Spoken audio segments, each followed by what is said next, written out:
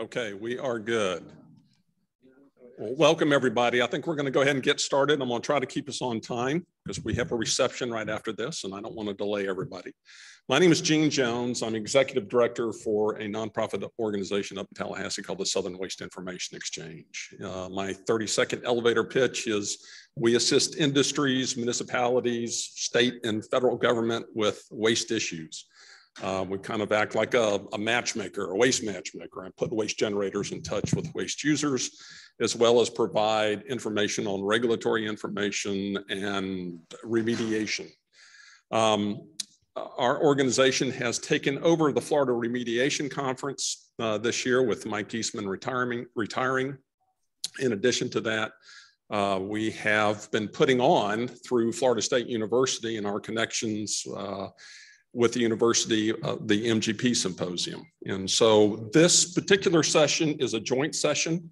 I'm not going to provide too many comments right now because I'm going to save them for tomorrow morning's opening sessions. This particular session is a joint session focusing on risk assessment and community involvement. It has the nexus for both MGP sites as well as regular remediation sites. This particular session is going to be moderated today by John McNally. I've known John for several years now. John is an environmental attorney here in the state of Florida and has a wealth of history with regard and experience on remediation, both MGP sites as well as other remediation sites. So John, I'm going to turn it over to you, but before I do that, I do want to make one distinction, make sure everybody has an understanding that regardless whether you signed up for MGP or you signed up for FRC, you can go back and forth between the sessions. So if you want to catch a particular presentation, in addition to that, let me also welcome the folks that are attending virtually. This is being Zoomed and we are recording all the sessions. So if you happen to miss something, you want to come back to a session, I'll be sending out those links to everybody along with all the presentations that you're going to see. We're going to shoot them to PDF and I'll make sure everybody gets a copy of it.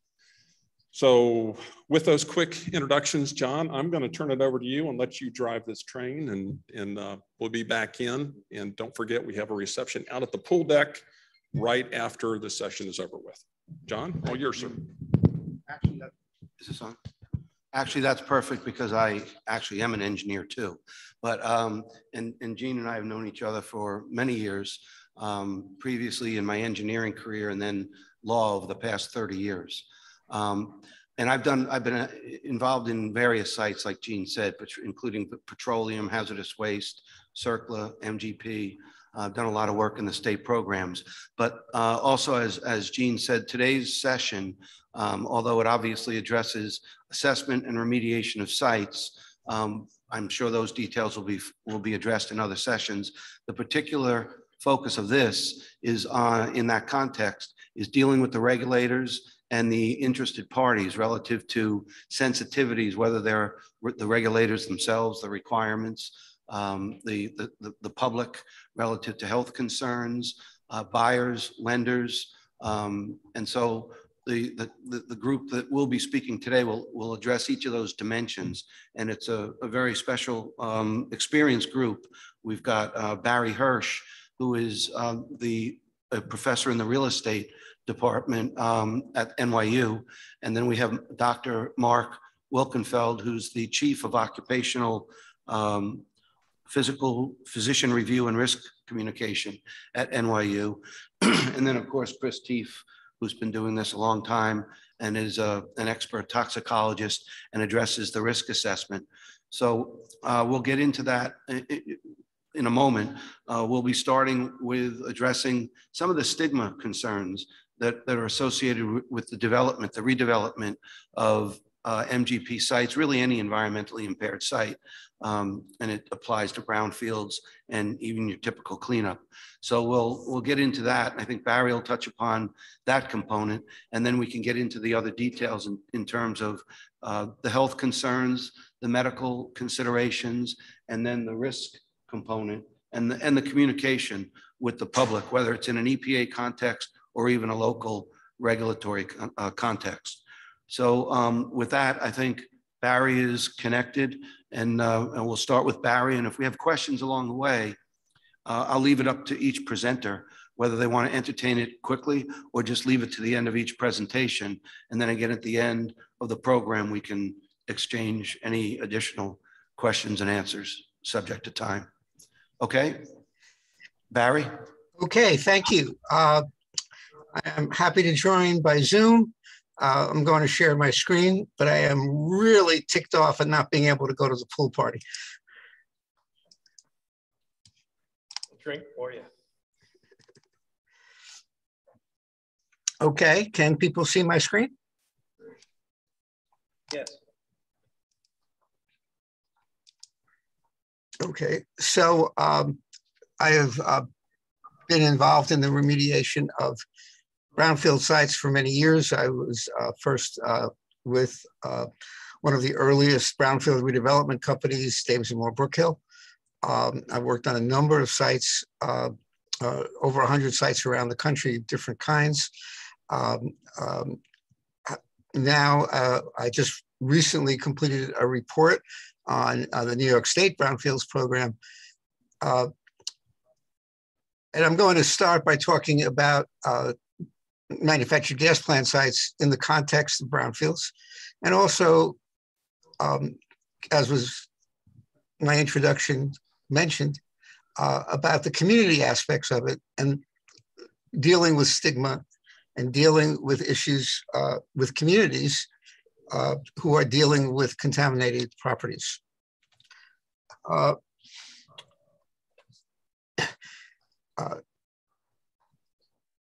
I've dealt with at least half a dozen manufactured gas plant sites.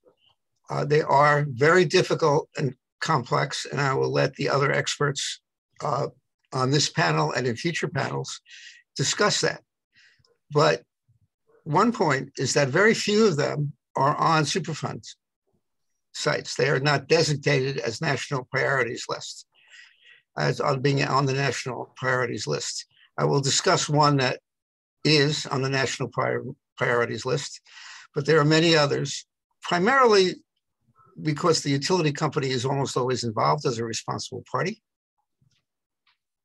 And so you're able to deal with it without having to use the, at times, cumbersome legal process of being on the NPL list. One point I specifically wanted to mention, because the timing is relevant, is the polluter pays principle. And that concept from the original Superfund that was used to, in effect, tax mostly chemical companies and created the original Superfund, actually lapsed. But the infrastructure law signed by President Biden earlier this week actually reinvigorates the polluter pays principle. So it's certainly applicable to chemicals companies, and it also has some applicability to MGP sites. But the concept that those who polluted need to pay for the cleanup is now more active and more in the law, and is something that everyone who dealing with these sites will have to include in their calculations and discussions.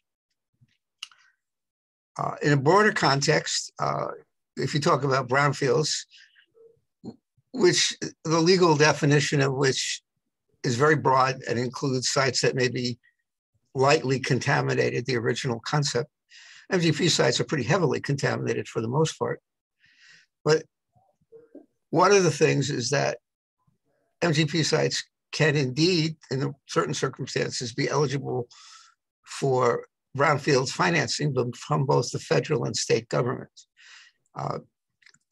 I'm going to talk about New York State, though I actually have some experience in Florida, but there are plenty of others speaking who can talk more about Florida.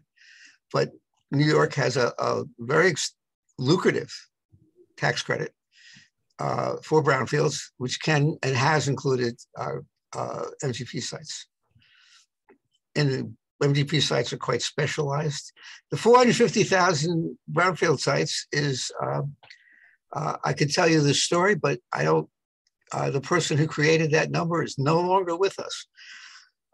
But I don't think it's accurate. But the 5,000 MGP sites is probably pretty close to right. A lot of these sites are on waterfronts, so therefore have to deal with special ecological issues. Contaminants flow from groundwater to surface water, from land to water in general. There also are a disproportionate number of these sites, both MGP and brownfield, in low and moderate income communities. They're often older parts of cities. They're often where the utility company began operations. And so it is very much tied in to issues of social equity. And there is a lot of sensitivity in those communities. MGC stands for manufactured gas plant. That came up in chat. One of the questions I will leave to the later speakers is, can MGP sites be safely redeveloped? They are not easy to clean up. They are hard. Part of the, we'll talk about some specific sites. In my view, it can be done, and it has been done. There are certainly places that have been redeveloped, but it's not easy. And one of the things that I wanted to talk about is that how do you convince a community that the cleanup will be adequate and protective? Once had a high EPA official tell me, if I tell someone a site is contaminated, they believe me. But if I tell them it's been cleaned up, they're not so sure. So communicating that a proper cleanup was done of a manufactured gas plant site or any brownfield site is quite complicated. Just to bring a little New York view of the world, there are two maps there. One is of MGP sites, which were identified almost 15 years ago, and which includes, and has not really been necessary to update very much. Got most of them. And of course, they're largely involved utilities. And then if you look at brownfield sites across New York State, and you'll see that it's the same pattern. And in New York, that means going up the Hudson River and across the Erie Canal, dealing in various industrial locations, and of course, quite a few in New York City, in all of the 5 boroughs. So it follows the general pattern of industry for both brownfields and for manufactured gas plant sites. So this is the legal definition of a brownfield. Notice that is pretty broad. That where the redevelopment may be complicated by the presence or even the potential presence of a hazardous substance, they later added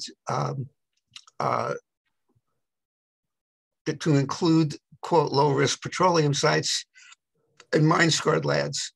And whenever anybody asks me, are we creating new brownfields?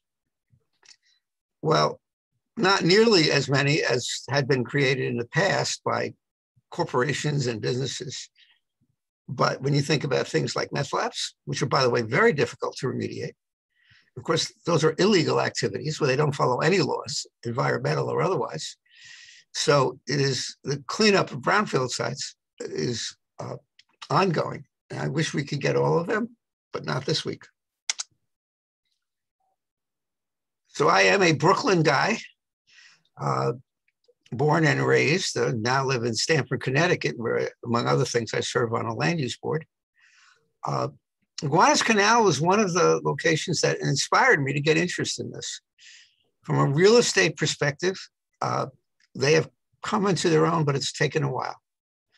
When I first joined the real estate faculty at NYU and said I did brownfields, all the finance people laughed at me. So why would you deal with those sites that are more complicated, take longer, have higher risk? Part of the reason is you can get them for cheap. And if you know how to deal with them, they're an opportunity. Partly because no one else is looking at them. So the Gowanus Canal was actually a wetlands and a stream that was dug out shortly after the Erie Canal. And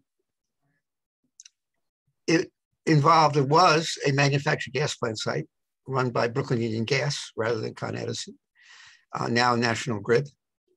And there was also other contamination along the canal, which included, by the way, some from the City of New York sewer treatment facility, including numerous oil companies and others. Arguably one of the more contaminated sites, certainly in the New York area. The canal itself is now a Superfund site.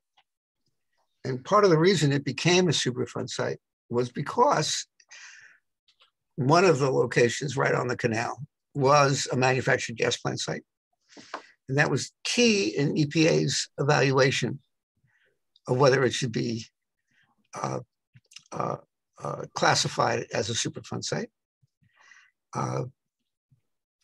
The other factor, which I thought was more important, was Congress member Lydia Velazquez pushing very hard to have it designated. So that's the actual manufactured gas plant site, which interestingly has been largely, the cleanup has been largely completed by National Grid. And what's interesting is that the area of Gowanus,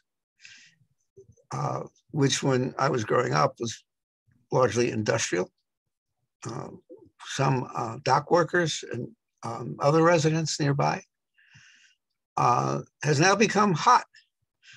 There have been several large residential projects and other kinds of real estate development in the area. And there was actually a lot of interest in doing more. And in fact, within the last 2 weeks, development that would include 3,000 units by companies like Jonathan Rose and some others that would add 3,000 units. There was a subway line and connections. It's actually very close to Manhattan. The cleanup of the canal itself, the dredging of what has been described as black mayonnaise, which includes material from the MGP site and many other polluters,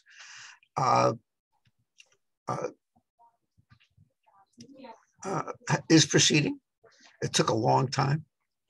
It was a long effort. The City of New York wanted to do it all themselves. EPA designated it a Superfund site. There is a kind of fan that blows the water that has actually been upgraded, and the dredging has begun. It'll probably go on for a few more years. But ultimately, this will become even more of a residential neighborhood. And people are living nearby, and some people will live very nearby and possibly on the former MGP site. During the discussions of the Gowanus Canal, there were opponents of the project who said, among other things, that the cleanup of this MGP site, and in fact all MGP sites, was impossible, that it could never be cleaned or that it would take hundreds of years. I will let the technical experts address what remediation means and how quickly it can be done and how you take the proper precautions so that people can live and work near it. That's a vision of what it's going to be.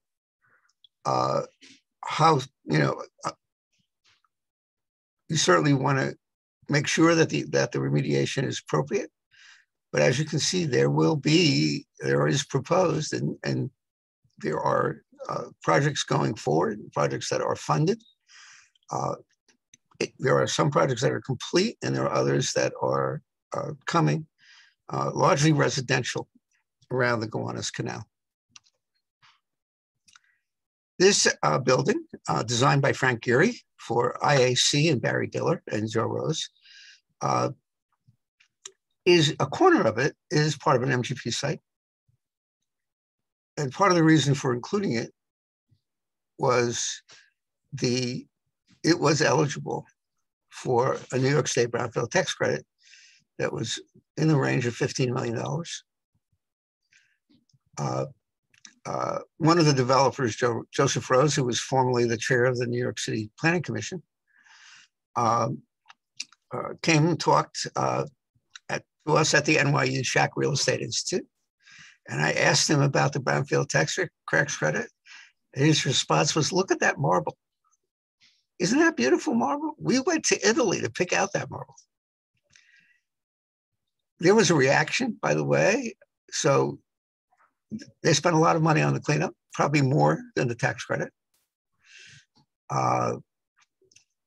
However, you're giving state money to two of the richest men on earth. And in fact, that the tax credit has been amended for the third time. That limits its use, particularly on the island of Manhattan. Interestingly, Barry Diller has donated in the hundreds of millions of dollars towards the redevelopment of the High Line. That's the restoration of a former freight line that served the west side of Manhattan, primarily West Chelsea. And that now is a world famous walking path, elevated walk in a New York, what is officially a New York City park. And there is now a former pier called Little Island that has been completely converted into a park open to the public, largely paid for by Mr. Diller. So an interesting history. The last site I'm going to talk about is a site near South Street Seaport, actually kind of visible behind the boat. This is one of the oldest parts of New York City. There's a lot of fill. New York City has ubiquitous urban fill. And the redevelopment of the site, has been for the last 40 years a parking lot. So you have some large Wall Street, you're very, very close to Wall Street, including some large office buildings, some originally insurance company buildings. And then you have the historic Seaport, which is a historic district that was restored and also includes actually several boats of different sizes. And there was a site that was a former glue factory, an MGP site. And again, the opponents of the project, some of which were, there were other factors in their opposition, the scale of the building, another tower, et cetera. Though, there are a lot of big buildings right nearby. This project is also moving ahead, but the accusation that it was an MGP site, it could not be cleaned up.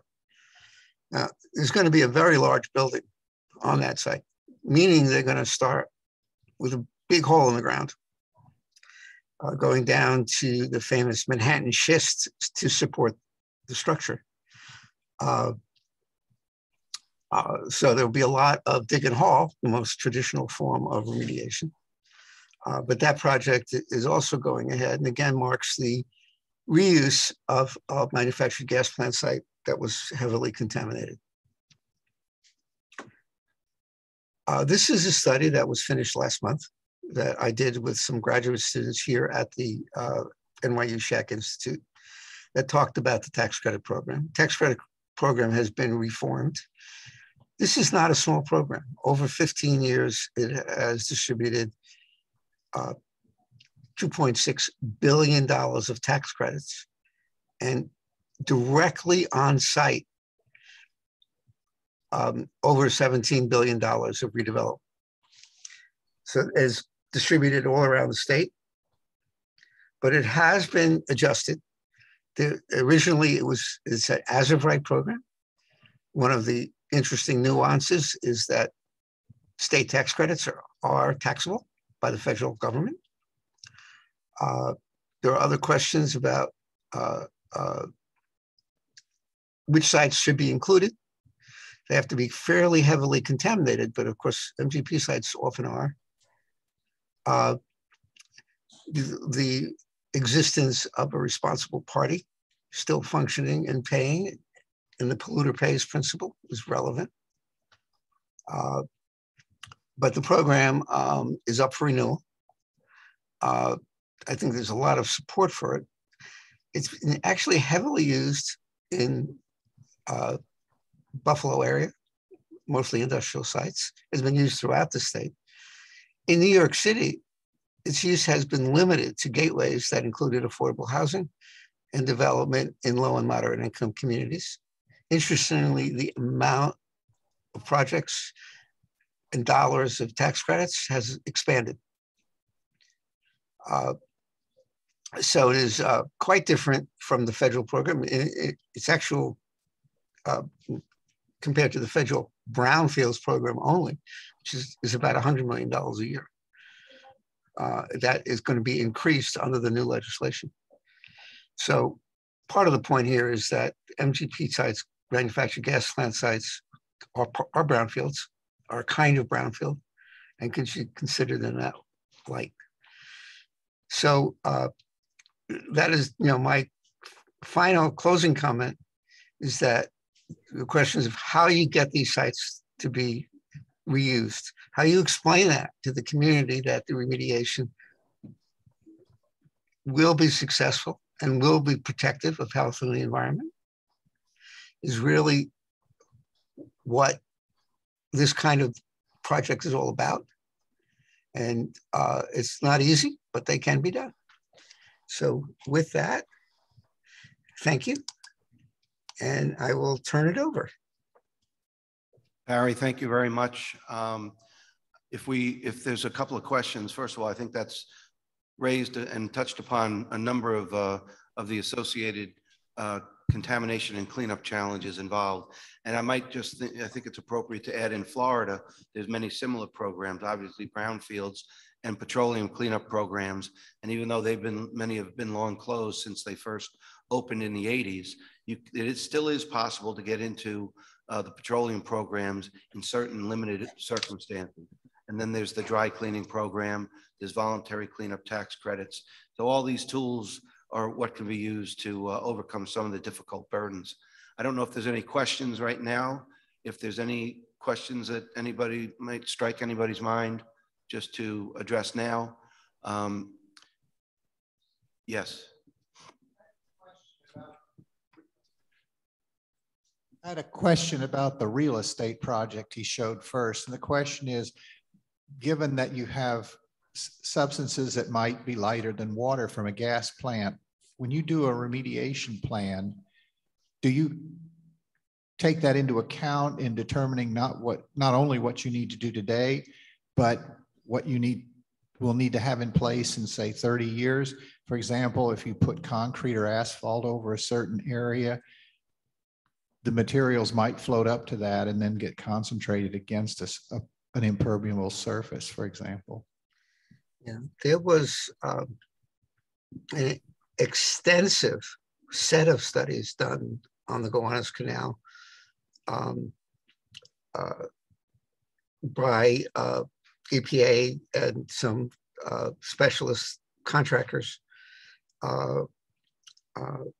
There was the issues about long-term remediation, about global warming and climate change and sea level rise. The Gowanus Canal runs directly into New York Harbor, and therefore the Atlantic Ocean. But this is a very active community, including a wide range of residents, some of whom have a lot of expertise and asked a lot of hard questions. The long-term issues definitely were discussed in quite a bit of detail. It can be addressed, but it's not in it. It is expensive to address, but that they will do what has to be done. Fortunately, the real estate values and the programs that assist, the government programs, help make it possible to do the right job. And if I could just add to that, again, even in Florida with petroleum cleanups and brownfields and what Barry's described, if it depends on where the contamination is in the ground and how much can be removed and then replaced with clean fill or construction materials constituting the impervious layer. But I think we'll even touch upon that potentially a little bit when we get to Chris's portion of the presentation, because that has to be balanced. How much has been removed? What are the dynamics involved with fluctuating groundwater table, rainfall, whatever it may be, sealing the surface, and as Barry said, given the changes that are concerned these days, with potentially increased levels, all of that needs to be taken into consideration in the course of the remediation and the approval, and in conjunction with what I think we'll even touch upon in the remainder of this presentation. Any other points that anyone has on their mind at this moment? Otherwise, we can move on to Dr. Marc Wilkenfeld, who can touch upon each of these aspects in a little more detail as it relates to the medical concerns, the health concerns that can result from exposure to the various contaminants that are encountered and present at all these various types of sites, in addition to MGP. So if Barry, if that closes that, and Marc, if you're ready. Yeah, I'm ready. First of all, thank you for having me. I'm sorry I can't be there with you in person. I'm looking forward to being on Zoom for the event. They gave me some drink tickets, so that should be good too. It's ironic that I'm, Barry's an NYU faculty and I'm an NYU faculty. What are the odds, Barry? And we went to the same high school in New York. But I'm a physician. I'm board certified in occupational medicine. And, I was I have a resident with me this week, a young doctor working with me. It's very unusual for a doctor to speak at a conference that's not full of doctors. This is the second time I've had the pleasure of working with Chris at this particular conference. And I'm hoping that, you learned something today. I don't want to turn you into doctors, but part of what I want to do is make you aware of how you can use a physician when you deal with some of the issues that Barry has brought up. And I myself and some of my colleagues have had this kind of experience. And we think it's useful. So let me tell you what it is. And my 7-year-olds aren't here, so I'm not sure how to do this. Let me see. Okay. Everybody see that okay? Yes. Can you see my slides? We can, Marc. Okay, good. All right. So, okay, let's move this over. I'm gonna move all your faces out of the way. All right, good. Okay. Right, so first of all, I'm an occupational environmental physician. Everyone knows what a cardiologist is, right? That's a heart specialist. Everyone knows what a dermatologist is. Very few people know what occupational environmental medicine is. Part of that is because there's very, very few of us, but it's a subspecialty. So the same way you can become an internist and then become a GI specialist, or you can become an internist and then become a blood specialist. You can do a fellowship, which is 2 years of additional training, and you can become an expert or near an expert, or in some cases an expert when it comes to chemical exposures. And these chemical exposures can either be from the environment or from work. So our expertise, the same way that you would see a neurologist, if you want to see someone who's a specialist in neurologic problems, you would see us as a patient if you were concerned about chemicals on human health. Now, it's more of a global health kind of field as well, because in addition to seeing patients, we do other things. We look at epidemiologic studies. So part of our job is to protect the health of humans and animals, for that matter, from any kind of chemical exposures. Okay, so what we do is we treat people, but very often we also counsel people. So people come in with concerns of exposure to chemicals in the workplace or in residential settings. And those chemicals they vary the gamut. Okay, so because I was involved with this, and because I have an expertise in chemicals, I've been utilized to provide risk communication to people concerned about possible exposure to chemicals. And we're also asked very often to explain what the implications of being exposed to a chemical is to a property owner, the kinds of people that Barry deals with, property owners, elected officials, and other stakeholders. I myself, I got into this post 9/11, which is a whole other lecture that I give because of the concerns. I was living in Lower Manhattan at the time, and I got very involved in the concerns of residents and workers to the fumes that came after the World Trade Center attacks because of the collapse and everything that was in the dust. But that's for a different time, okay? So when it comes to working in terms of risk communication, how do we do it? And I think, I've worked with Chris in the past. I think Chris is going to talk a little bit about the right way to do it. We see many people doing it the wrong way, but there's a right way to do this. And one of the things you have to do is make people feel comfortable and make people trust you, which is something that you learn a little bit of in medical school and a little bit of in real estate school. But I think you learn that more through life. So there's a few things that you can do. You can have written FAQs because many people have the same question, and many people don't like to ask questions in front of people.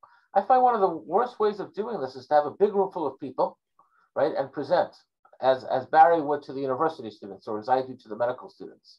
We find that doing it informally is a little bit better, but even before you meet with people, writing down the questions and really thinking through what the answers are, in a very simplistic way is a very good thing to do. And that way also people have that information in front of them.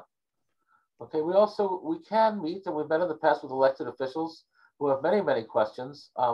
We can attend community board meetings. A lot of projects and a lot of cleanups require approval of the local community board. I guess you have community boards in Florida as well, but in New York, it's in Manhattan and in Brooklyn and Queens and the 5 boroughs, it's a very, very big thing. They say that all politics is local, and the community board has a lot of influence on what's approved and what's not approved. We have public meetings in which we can meet with the public. And one of the major things that we do is we have availability to answer follow-up questions. As a doctor, it's a little bit different from anybody else talking to groups of people because sometimes people will stand up and talk about their own individual medical problems. That's something that we don't want to do in public for obvious reasons. So we're available by phone to talk with people. Okay, so, since the internet, people are a lot less afraid of medical diseases, and that's because you can look it up and you can know everything about it. So you have a lot of you have a lot of experts and everything. And I won't talk about COVID today because that's a different lecture. But I saw a very cute cartoon. I should actually put it on my slides, and it says it's an older couple, and the man is looking at his computer, and he says to his wife, he goes, "I found something on Facebook that all of the experts have missed." And that's what medicine has become. But when it comes to chemicals, it still has that mystique. And part of that is because when you look on the internet, there's such a range of opinions, which is true of many things, but it's just not as well understood. So what we have to do a lot of times is translate complicated things into things that lay people, that non-medical, and you're all engineers and lawyers and real experts, things that we take for granted that someone will understand, they often don't understand. And also when you hear very big words, it can be very scary, right? I heard the doctor say that I could be exposed to VOCs. Sounds pretty bad. All right, so what are the challenges? First of all, I don't know how it is down in Florida and the rest of the country, but in New York, and Barry will vouch for this, there's a lot of mistrust amongst residents in dealing with the government, in dealing with landlords, and dealing with corporations, and in dealing with doctors in a lot of ways as well. People have had bad experiences in the past. One of the examples of a bad experience is people were told after 9/11 that the dust really isn't toxic and you don't have anything to worry about. That turned out not to be true. Okay, people have different levels of education. You might meet with people and you have everything from, I've been in rooms where I met with everything from a board certified pathologist, to someone who had a grade school education. That's a big challenge. Literacy, we assume that people can read. Very, very often, at least in the groups I've dealt with, it's not always the case. Tell people to look things up on the computer. Not everyone is that savvy. And one of the worst things is rumors, which, as you know, get around. Okay. We also have to deal with sensitive locations. What's a sensitive location? These are special locations, schools and playgrounds and hospitals. What makes those places special? That's hospitals, not hospitals, by the way. What makes them special is that what we may consider safe, and I'll use that word safe very broadly, for adults and for healthy adults, you might have to look differently in terms of schools, playgrounds, and hospitals. And what about landmarks? Well, landmarks is, I love to say this is not in my area of expertise because it's a medical issue, but I found out, that it's very important. And, there's things that aren't medical that you need to learn as a doctor sometimes. I took a labor law course actually once, and it helped me understand a lot of negotiations over health issues. And I've learned a lot over the years about real estate, about why people seem to be complaining. And it's often not a health issue. It's often a general sense of unhappiness. And then it focuses down on the health issue because that's concrete. Right? So who are the stakeholders? And Chris will talk a little bit about this, I think, after me. You have people who are elected, right? You have people who are elected to the community board. You have, if you look at this, you get even more and more local. So you go from the councilman or the assemblyman or the state senator down to the community board members, right? Which is a neighborhood. Then you get even smaller. You know, we deal with a lot of apartment complexes. You get into the tenants associations. Then you have to deal with the advocacy groups that may have their own goals. And then, you know, you have workers. Everyone forgets that when you deal with an apartment building, you're not just dealing with the people that live there. There are people that work there. So you have people that are raking the soil. You have people that are going into the basement. And you have to think about that, right? You have to think about what their exposures could possibly be. And there's usually a union involved. Okay. And then you have the individual concerned residents. So, you know, what can we do? Why in the world would you hire the best lawyers, you hire the best engineers, you hire the best, you know, accountants. Why in the world would you hire a doctor? Like, you know, my mom calls me and she says, "Are you in your office today?" And I say, "No, I'm in a brownfield." And sometimes it's hard to explain, you know, like, well, what's a doctor doing at an MGP site, right? Over the years, I've probably been to 50 MGP sites all over the country. So what we have is we have experience explaining medical information to patients. We also understand chemicals, okay? And we also have experience in giving testimony before groups of elected officials. And also, you know, as an honest, and I really mean this, as an honest physician, you know, you can say things that people will trust, okay? So what's the most important requirements for an MD? You know, you want your MD to be smart, right? When you go to the office to get diagnosed, you want them to be able to diagnose you. But when you're dealing with these types of issues, you want a smart doctor, but you also want a doctor who's independent, right? So you don't want a doctor who looks like he's paid to say things, okay? You want a doctor with integrity. And how do you know if doctors have these things? Well, it's easy today. You Google them. You know, you can Google me. You can find out what I've done over the years, what I've said, you know, what I've said on TV, what I've said before City Hall, et cetera, et cetera. And believe me, when I speak, people go home and Google me. All right. But also you have to have the ability to speak in the terms that people will understand. And honestly, I left one off this slide, and I really believe this. You have to care. So why do people become doctors? People become doctors because they want to keep people healthy. So if I have someone in the office, I'm treating them because I want them to be healthy. If I'm speaking to a group of people or dealing with a remediation, I want them to be healthy. I actually want to keep them from having to see me in the office a few years from now. And that's my goal. Okay, so where does this happen? This happens in dealing with City Hall, members of the Assembly, members of the Senate, members of the City Council, workplace meetings, tenant meetings, and in public forums. Okay, this is what I've learned over the years. It's not all medical, you know, in New York, and again, Barry's a much bigger expert on this than I can ever dream of being. You know, residents have a lot of issues, right? I saw a patient last week who was complaining of a certain type of exposure, and I had the resident with me, and one of the questions we asked was, you know, are you in a rent stabilized apartment? Now, what doctors ever ask you if you're in a rent stabilized apartment?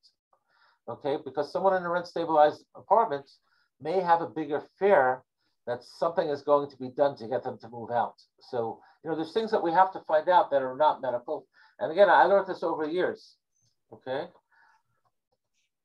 And also, I slipped over that last slide. You know, we have concerns. When you think about health, right?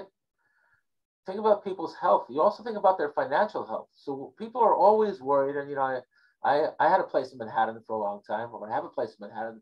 You worry about the value, right? If something happens in this neighborhood, what is going to happen to the value of my apartment?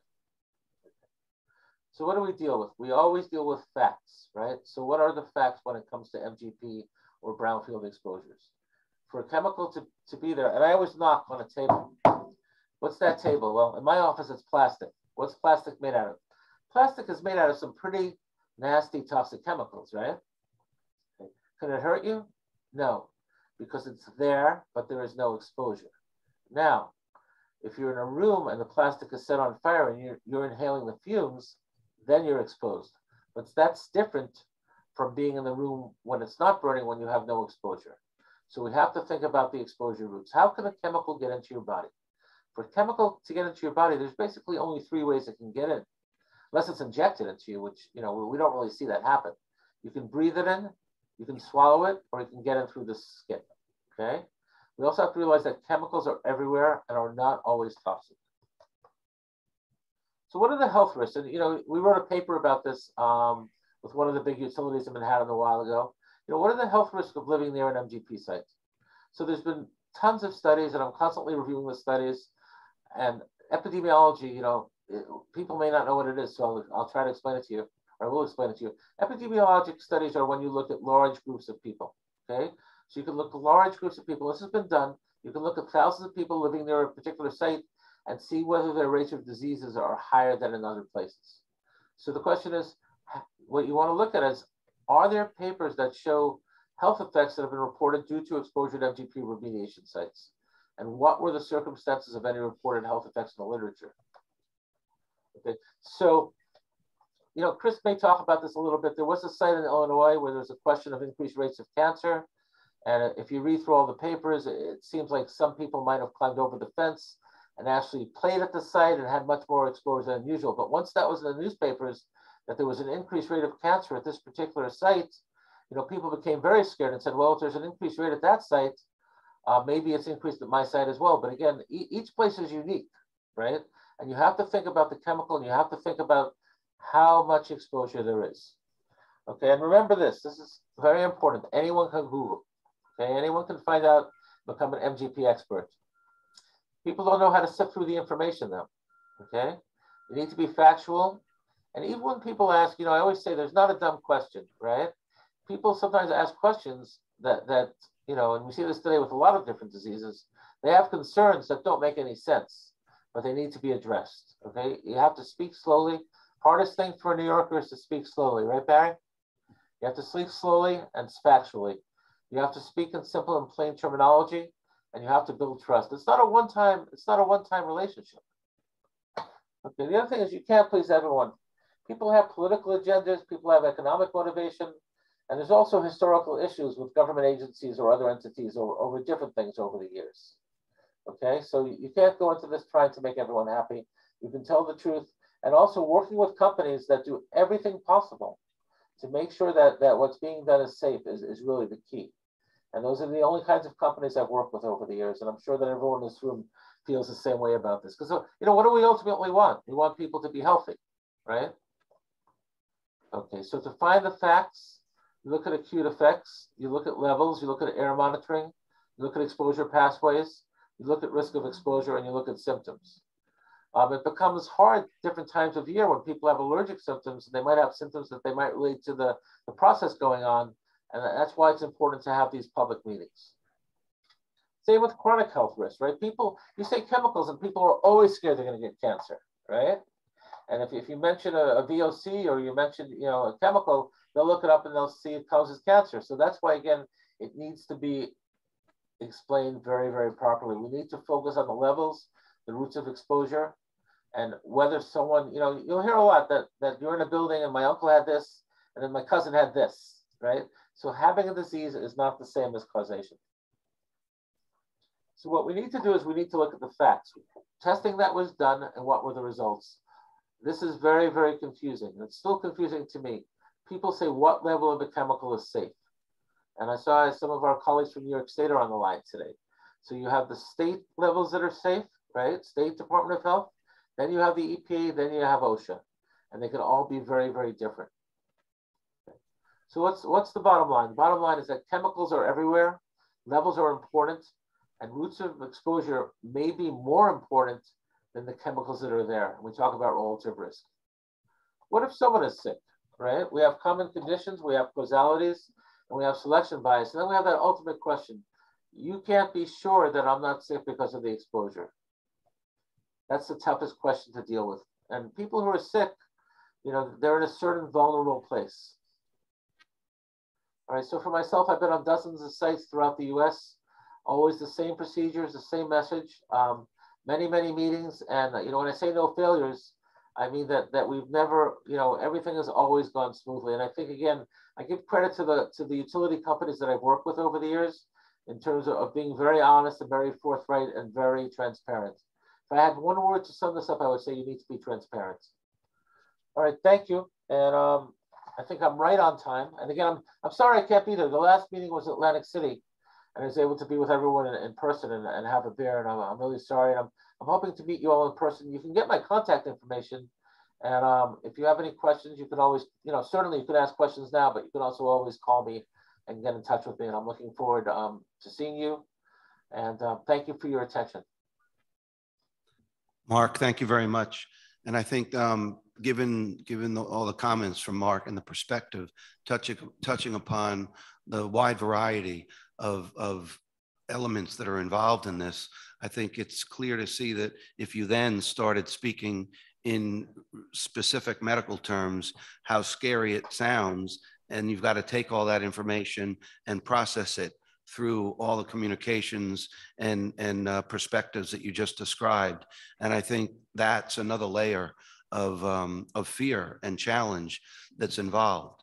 And so are there any questions at this point now that anyone wants to ask about Marc's presentation? Otherwise, what we can do is I'll just comment and we'll switch to Chris, is that I think what Marc just did is he sort of identified the whole exposure resulting from these sites and the concern for the health effects that, again, if you get into all the medical jargon and lingo, it can become like a chemistry class. And the next step is to then process it relative to how do you interpret that once you know the potential impacts and the levels. How do you then interpret that data based on the measurements in the environment that are being made as part of the site testing?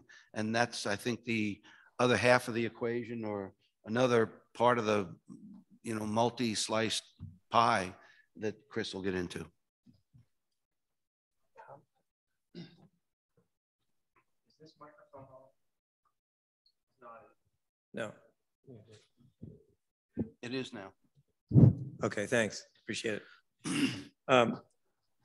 Barry and Marc, thank you very much for setting it up so well for me, and John for introducing everyone. What I'm going to try to do is expand on or integrate a couple of the things that you heard from both Barry and Marc. I've done a lot of these, and by these I mean interactions with the public, interactions with scientists, interactions with government officials about sites, many of which were MGP sites, but many of which were contaminated sites of other kinds. And there are some special applications for each, but by and large, many of the principles remain the same. And you heard a number of them already, which are speak carefully, make sure you know what you're talking about, make sure you give people an opportunity to explain their position, and don't just lecture to them. So I want to go through this in a linear way, and then I'll stop and see what questions there might be at the end. Do we have a clicker? Okay.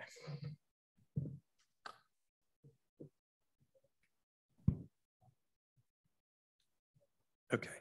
The first one of these international conferences, these manufactured gas plant symposia, occurred in 1995 in Prague in the Czech Republic. And here we still are talking about some of the same things. But again, as I said, they're not unique to manufactured gas plant sites, but many of them have the same kinds of chemicals, the same kinds of people living near them, the same kinds of concerns about exposures and potential health risks that we are able to use to cross-cut different kinds of sites.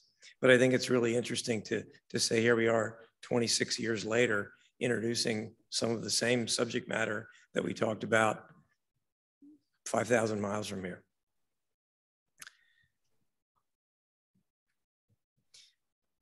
Risk can be a lot of different things to a lot of people, a lot of different people. The way I deal with risk is in the evaluation of the potential exposure and the potential for adverse effects, the health risk assessment process. But I use the expertise of a lot of different people in the activities that I conduct, including geologists, toxicologists like myself, and sometimes more than one, depending upon the specialties that may be involved. There may be someone who is an inhalation toxicologist and another person who has specialties in the dermal field, or as Marc mentioned, the medical field itself, the conventional medical field. Industrial hygiene is another aspect of this that I don't know if there are any industrial hygienists in here, but they have a different view of many of these things that we're going to talk about. So the team that you put together for the risk communication process, which I'll talk about, involves all of these kinds of people. The risk management part, if there are engineers in here, there are geologists, there are folks who specialize in handling and remediation and management of the risks. They all have a place at the table for a risk communication exercise as well. And finally, the risk communication part, which is really what we've been talking about. How do we explain to people who are already upset whether they should be upset or whether something that they've learned is potentially inaccurate? And you're never going to convince someone that something is inaccurate by saying it's inaccurate. You're going to have to provide examples. You're going to have to provide somebody with the appropriate background and experience and credentials, as Marc mentioned, to get through that initial impedance, that initial, I'm mad and I'm not here to be told that everything's going to be fine because I know it's not going to be fine. Well, maybe it's not, but many times it is. And many times it is because of the actions of many people like yourselves who are involved in the management of these sites. So it's not always straightforward. It's not always simple, but it is always very important. All of these three pieces form a really integrated picture when you're trying to convey these kinds of complicated scenarios. What you have to at first contend with is the concept that presence equals significance for chemicals. Marc touched on it and Barry touched on it. The fact that something is present isn't the important issue. The question is, where is it present? Where are the potential exposures, if there are any? And what's being done to either mitigate that exposure, to reduce it or interrupt it, or what's being done to evaluate what else needs to be done. It's an iterative process. We're always gathering new information on these sites. And many times the iterative nature of it is because remediation has occurred.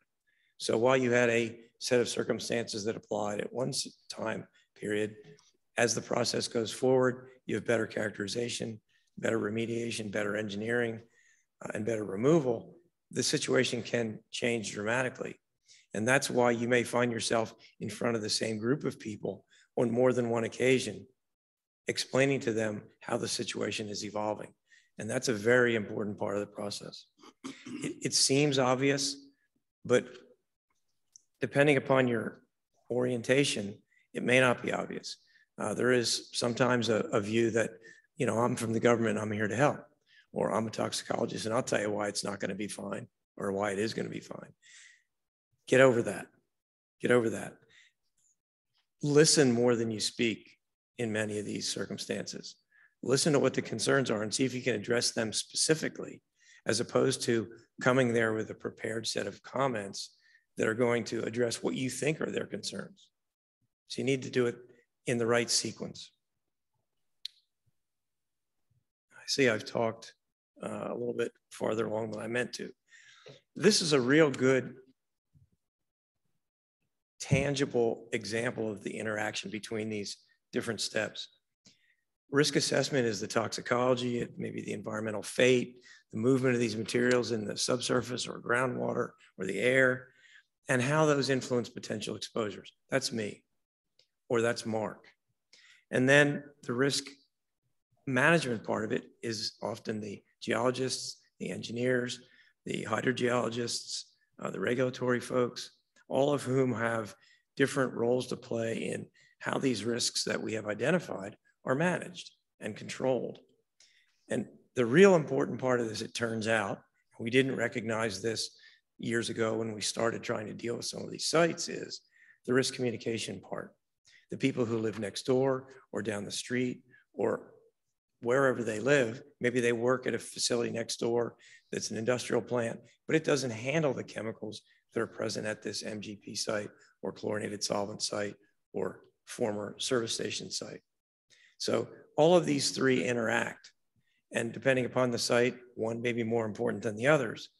But you're only going to find a set of options where these three circles intersect.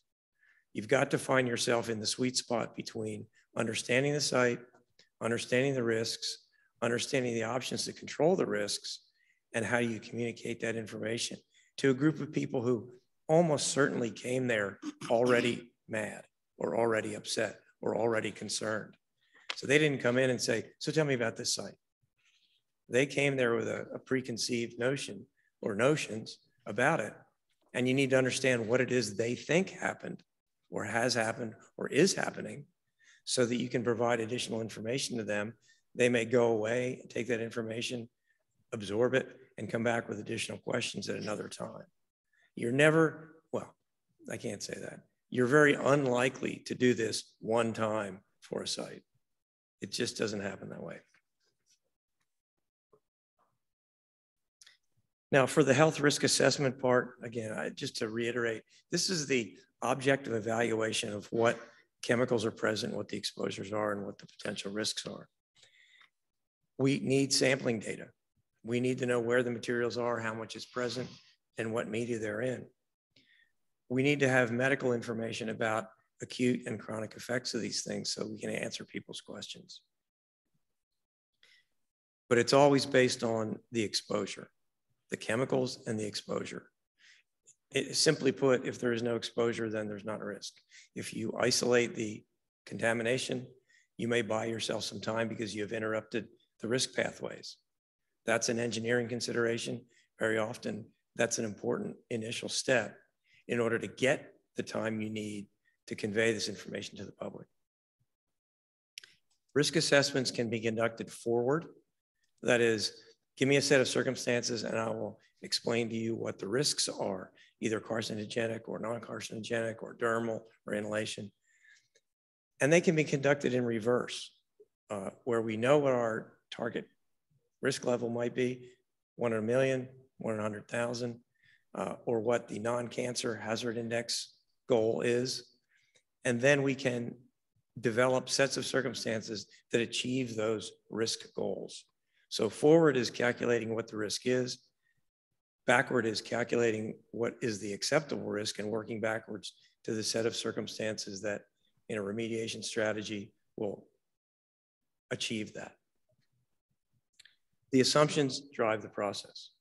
Marc mentioned a couple of different times that one of the most thorny problems that we face is explaining to people how we've reached the conclusion that we've reached. What are the assumptions that we made with respect to frequency of exposure? Who's being exposed? Is it a child? Is it an adult?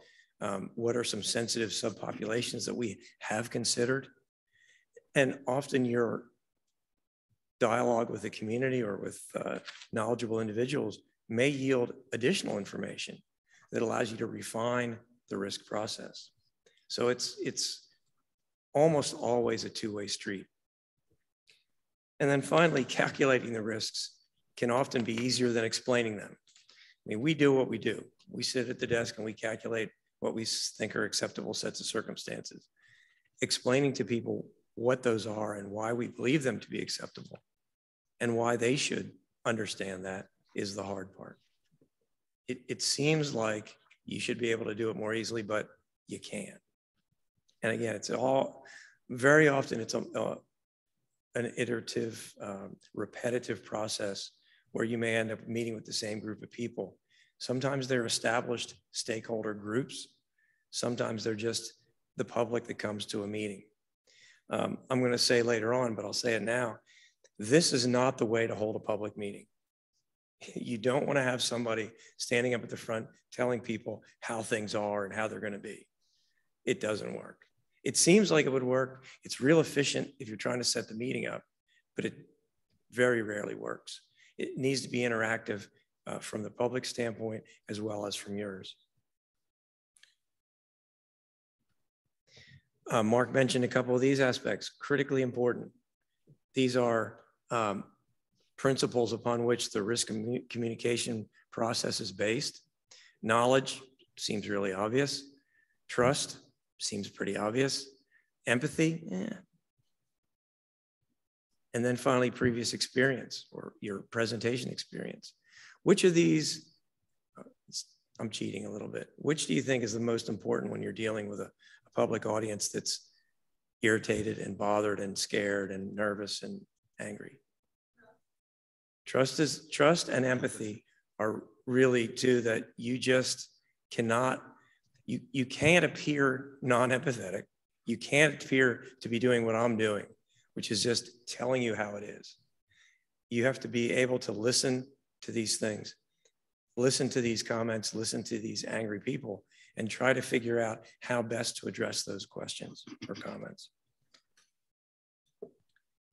And it matters less what I think is important. It matters much more what the person that's coming to the meeting with a series of questions thinks is important. And therefore, the individual or the group really needs to be heard before you start telling them how things are. Again, people want things to be organized, and the best way to organize them is to put people in straight rows and then tell them how it is. But that's not effective. We've tried that, didn't work. Tried it many times. I still see it happen from time to time. County commission meetings are a good example of that kind of thing, where there's a group of people up front who have, 2.5 hours, and we're going to tell you what it is. And if you have any questions, then ask us your questions. It doesn't work. Venues differ. You can have one-on-one venues, you can have small group venues, you can have the auditorium and gymnasium approach. We've proven time again that is not effective. Again, convenient, yeah. Easy to organize, yeah. But it does not get your meaning across. You will virtually always, no matter how skilled your engineers and your geologists and your toxicologists are, you're going to need a physician involved, someone who has the same kind of background and training or experience as we might, and knows the various important points to make to a highly irritated group of people, which many times they are.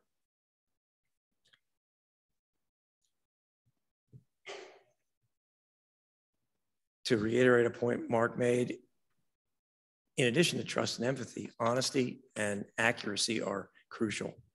You can't have people coming to a meeting who may have done their homework, who may have gotten on the internet, who may have gone to the library and looked up benzene or polycyclic aromatic hydrocarbons. And if you discount that and you underestimate people's ability to do that now, you're running a very serious risk. And so try to suss out your audience, try to understand who it is that's sort of, the phrase was used, driving the train earlier. Who's driving the train at this meeting? Are there 2 or 3 people who really seem to have a better understanding or a more emphatic understanding than others? Identify them as quickly as you can and find out how knowledgeable they really are.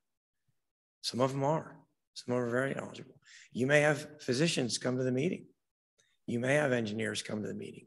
You may have geologists come to the meeting. Give them the opportunity to speak and understand what in there is important and useful and constructive to your process, which is trying to get a back and forth dialogue going with the community that is of interest in whatever site you're talking about.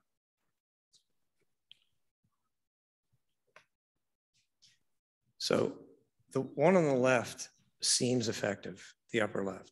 Seems like it would be really effective. It really isn't.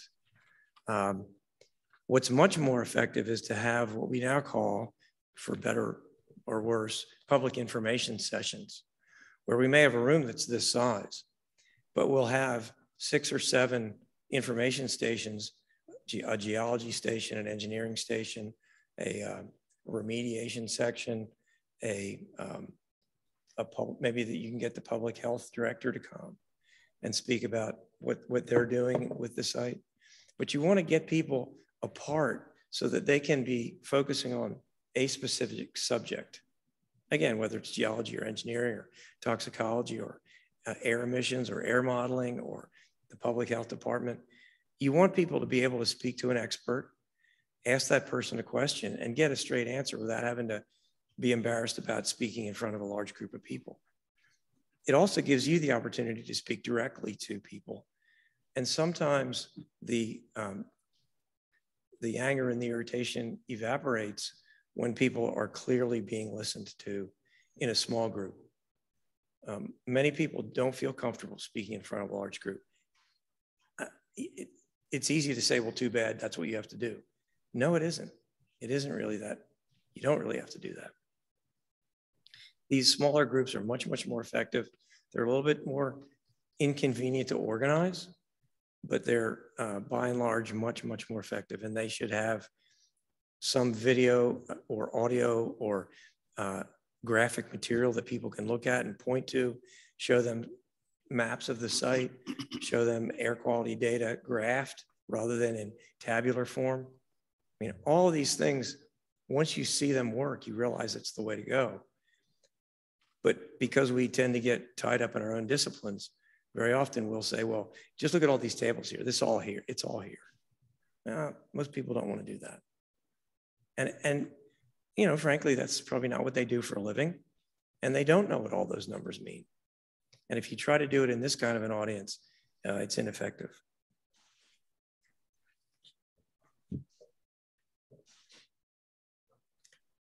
So specifically for MGP site, and I know we've said a couple of times, different speakers have said, this is a cross-cutting group. Some people here are for MGP, some people are for chlorinated solvent sites, for some people are here for remediation strategies, that type of thing. MGP sites will have similarities. There's no question. You very often will see the same kinds of substances present, but the media in which they're present may be different. The relative magnitude of, or the importance of classes of chemicals may be different, depending upon whether they were actually manufacturing gas historically, or whether it was being stored there or handled there. You got to know what kind of a site you've got before you can make a fair determination about what to look for. And then B, how does it differ maybe from another site? Is anybody here from Maryland, from Baltimore area? Others may have examples like this, but the Baltimore Orioles baseball stadium, Camden Yards, is built on a former MGP site. Some people know that, and some of you all may know that. That's more common than you might think, that there will be a well-recognized, either public or private facility that has been successfully redeveloped and built, as Barry mentioned, on a former MGP site. It's all about the engineering and the geology and the remediation that's going on, and sometimes the conveyance of information to the public about the fact that you can clean these sites up in an effective way and redevelop them. The common analytes that we see out here or at MGP sites, cyanides, toluene, ethylbenzene, xylene groups, polycyclic aromatics, phenols, mercury, particulates. To some extent, most of these are present at MGP sites. But again, it's going to differ on what exactly was done there. From a carcinogenic standpoint, it's going to be the PAHs for the most part, benzene, arsenic, cadmium. Cadmium by the inhalation route, but in very likely, in most circumstances, cadmium is not a carcinogen by the oral route. And so there are some subtleties here that when people say, well, cadmium's carcinogenic, well, it depends. Well, chromium's carcinogenic, it depends. Metallic chromium or trivalent chromium is not. Hexavalent chromium can be. So the subtleties that are involved in the chemistry are useful to have a person that can speak to them on your team. The communication activities that I've talked about can and very often will happen at different points in the process. They can happen early, that is when the site has been relatively early in its investigation stage, before work has begun and before people say, why are all those dump trucks and tractors and backhoes over there? Sometimes it's useful to have a preliminary meeting to explain what you're about to see at this site. You aren't going to get a chance to say it over usually, so you want to say it first. You want to be the first one to explain to people, here's what's going on out here, here's what you're likely to see, here's what it means, and here's what the schedule is to the extent we know it. Everybody wants to know more than everybody else, and that's human nature. So the earlier you can explain things to people, the better off you're going to be.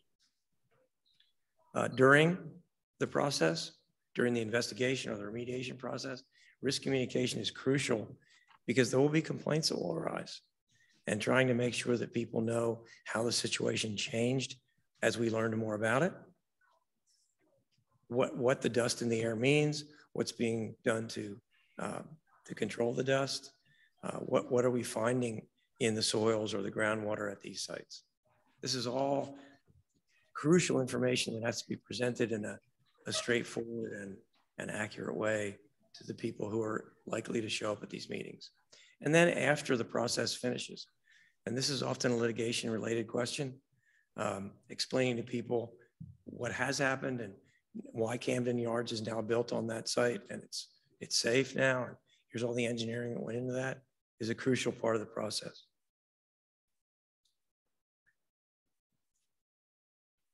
And even in I described the public information session venue, even in those circumstances, you got to be ready to adapt. You're going to encounter things that simply you weren't expecting.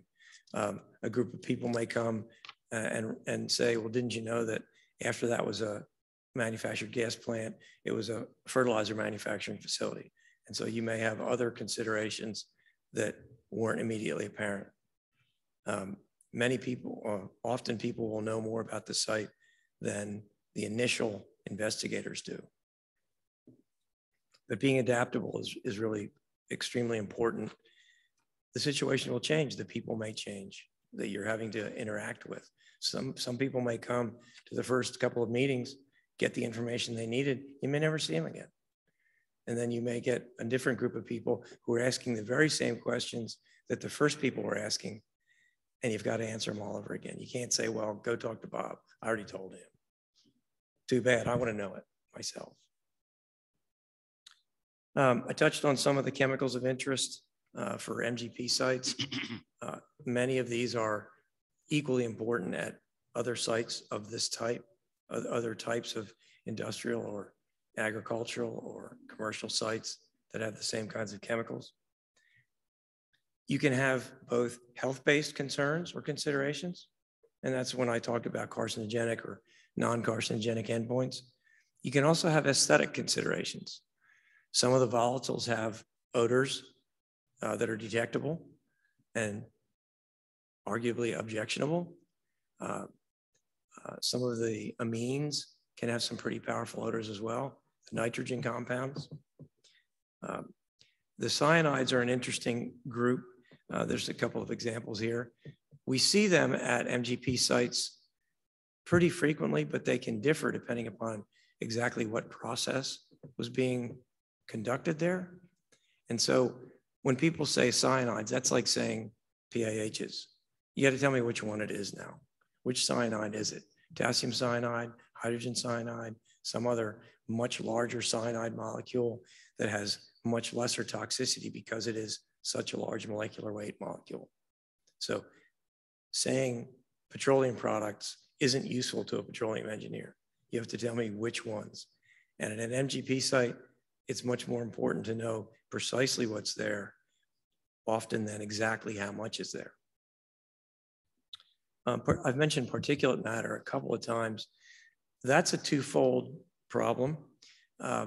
Often because of the particulates themselves, that is, activities at the site may generate dust of various particle sizes that can have potential human health effects on their own. And you can also have those particles that are associated with, because they're bound to other kinds of chemicals on the site. So we've got both the particulates and what is associated with the particulates that may be of interest from a risk standpoint.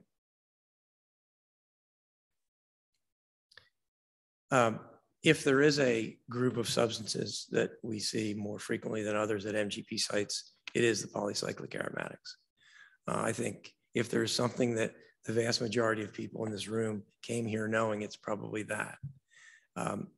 They differ, though, greatly in their molecular weight and their physical chemical properties and their toxicological properties. So again, knowing which particular mix you've got is really important, not only to you from an engineering and remediation standpoint, but also to explain to people what's present there. There are non-carcinogenic PAHs, again, pyrene, phenanthrene, and then that's probably lesser well known to the general public than the fact that PAHs are carcinogenic. Well, some of them are, or can be, or are in animal studies, but not in human studies. So there's a variety of different steps in the process that you may end up having to address in a risk communication exercise. It's often useful for the PAHs to explain to people that a manufactured gas plant site is not the only place at which you're likely to see exposure to PAHs. Petroleum sites, gasoline service stations. This one isn't all that popular, but overcooked steak. So you have to tell people the entire story. Sometimes that's persuasive. People understand that I am currently being exposed to these things as a result of other activities that I conduct, not just because they're over on that site that's being cleaned up. It's a little risky, and you have to be a little bit careful about how you convey that information. It tends to be viewed often as a way to deflect criticism. But in my judgment, you have to be complete with people, or you will have somebody come and say, well, don't you know it's in steak? I did know that. I just didn't think you wanted to know it. And then with the PAHs, you got to keep your eye on the literature, or at least the regulatory constructs out there. Recently, last couple of years, the PAHs have been reevaluated by EPA on a couple of different occasions. The slope factor, the cancer slope factor, the value that toxicologists use to assess risk was reduced by a factor of about 7. So the new information that was available to the agency caused them to reevaluate their position, and their risk values were decreased. That has other ripple effects for other PAHs or other potentially carcinogenic PAHs, because you remember that this group has relative potencies applied to various molecules. So once you change the benzoate pyrene slope factor, the other 6 or 7 PAHs that are potentially carcinogenic have their slope factors adjusted as well. States have dealt with this in different ways. In Florida, initially, this change was factored into the cleanup criteria. And then the characteristic of what is called relative potency was incorporated. And then the age-dependent adjustment factor was reincorporated into the calculation in Florida. So everything that was gained in the sense of having less restrictive cleanup criteria was lost again when the age-dependent adjustment factor is reincorporated. So I don't know how many different states are represented here, but you need to be very familiar with what your state's doing. Sometimes some states are not as well informed as Florida is, and don't keep up on it as much as Florida does, but you can't assume that. And so be aware that the situations can change, and when it changes, it's going to have effects on a site that you're responsible for in all likelihood. Now, just as an example, I already gave you the Camden Yards example, and there are many, many, many others, but in Tallahassee, we have a great example. And there are a number of people in this room who are involved in the process of cleaning up what's called Cascades Park, which was a former manufactured gas plant. Really, really nice job, took a long time, took a great deal of money and effort and negotiation with regulatory agencies engineering, but it's a beautiful place now. There's a concert venue there. Restaurants are now open in the area. There are walking paths and trails. There's a huge retention pond, which is a lake. But it's really a good success story. And there are others around the state as well that if you're in a particular area, you may want to look into to use when you're talking with people about the way in which sites can be satisfactorily and safely remediated. So this is a picture of Cascades Park. All the media were of interest: soils, groundwater, surface water, sediments, and they all received attention during the remediation. There were human health issues and there were ecological issues. For being a relatively small site, this had all of the important parts of an MGP characterization and remediation. It received a Region 4 commendation for work well done. And as you can see, it's now a very successful part of the Tallahassee community. So I'm going to bring it to a close. There's a couple more minutes for questions, but risk concerns are really quite common at MGP sites, as they are at other sites, particularly if they're in areas where people are living and working. The risks have to be understood. We need to be able to say to people, we understand what you're saying, and here's how we have assessed and evaluated that.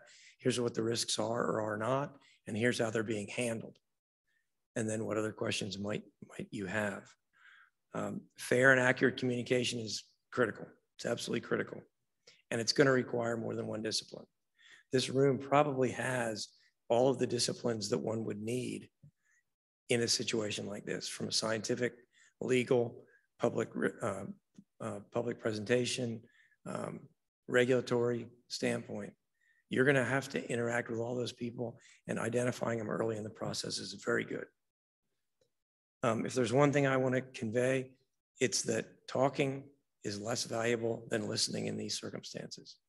Most people don't do it well. I've gotten better at it, but I'm not as good as I should be at it. Whenever somebody says something outrageous, I want to respond. You don't have to respond.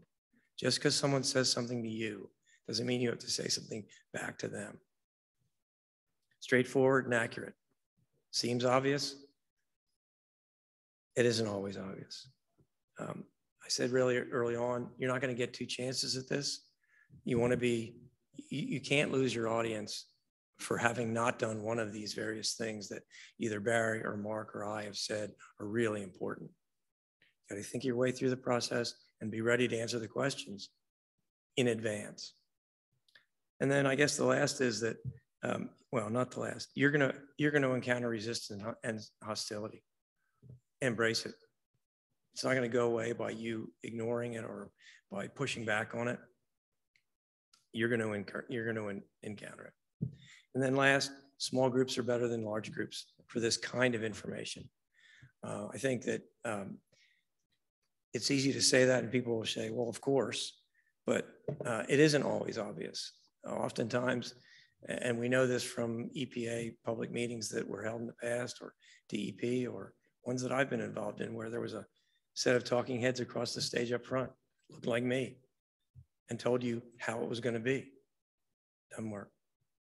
Doesn't work. So with that, I'm going to stop. Thank you very much. And I'm going to turn it back to our moderator, see if there are any questions that you might have. Chris, thank you very much. If I could just express a couple of little thoughts. You know, with the communication, Chris, as well as Barry and Marc, I think another thing is the way lawyers communicate, and even the legal perspective of any given situation. What I do, for instance, is I do try to avoid litigation. I try to mediate with the regulator, but sometimes that could be more difficult for all these same reasons. You try to diffuse a situation so that you can resolve it before it elevates unnecessarily. Because I think in the context of everything that's been mentioned in this presentation, and Chris, what you've just described, because I think it almost sounds like counseling. That you're, that you're counseling, you almost become a counselor in some instances. And I think that even communication by lawyers, whether it's in a litigation context, an enforcement context, and as well as then again communicating this with the mediator. I mean, with the media, because they're another component that's extremely difficult to handle. They're like a megaphone on top of everything that you're saying, and they'll find the people that have the greatest level of angst and amplify that sometimes. But and then maybe I don't know if Barry's familiar with. They were even going to put the Jets football stadium on top of Hudson Yard in the middle of Manhattan, which is similar to what you were mentioning. Are there any questions? Yes.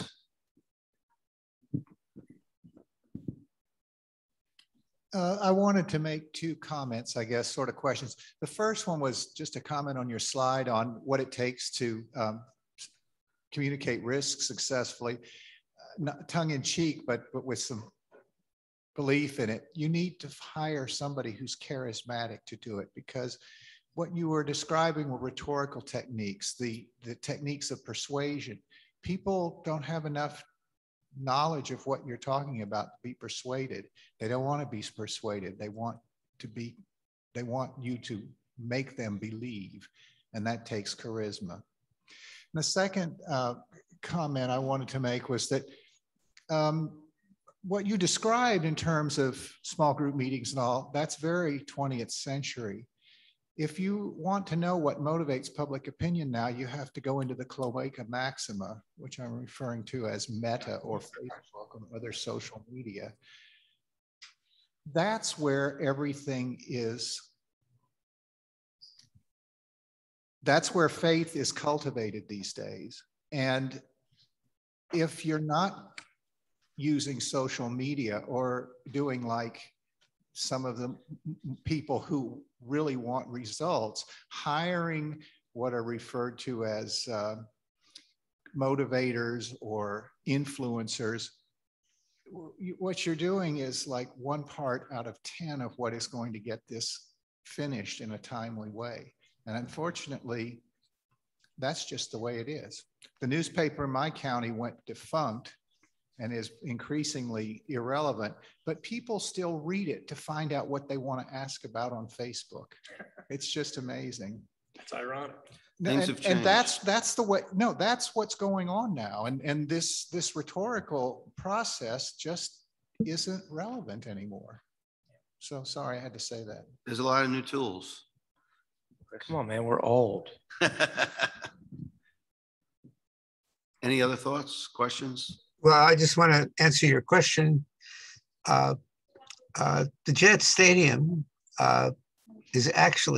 was now Hudson Yards, is actually a platform built over an active train yard. All the trains from New Jersey come under the tunnel, come into Manhattan, and that football stadium was going to be on top of it. No, I know that. But what's on top of it now, of course, is a bunch of office buildings and residential buildings, and a large sculpture that is more or less a hazard because people would jump off it to kill themselves. So you think about the health hazard you never anticipated. My daughter lived in the West Village, and we would walk on the High Line. Now she's across the river, and we look at that same project, and I was surprised to hear the terrible stories that you're referring to. So there's risk everywhere. I guess that about wraps it up then, unless there's any questions, but thank you very much for coming this evening. Thank you all. Yeah, I'll be at the Jets game Sunday. Thank you. We're playing Miami, so. Good to talk to you, Mark and Barry. And look forward to the rest of the conference. Thank you very much. Yeah, bye, guys.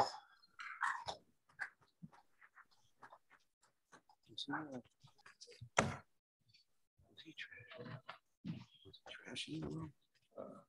It's up to me.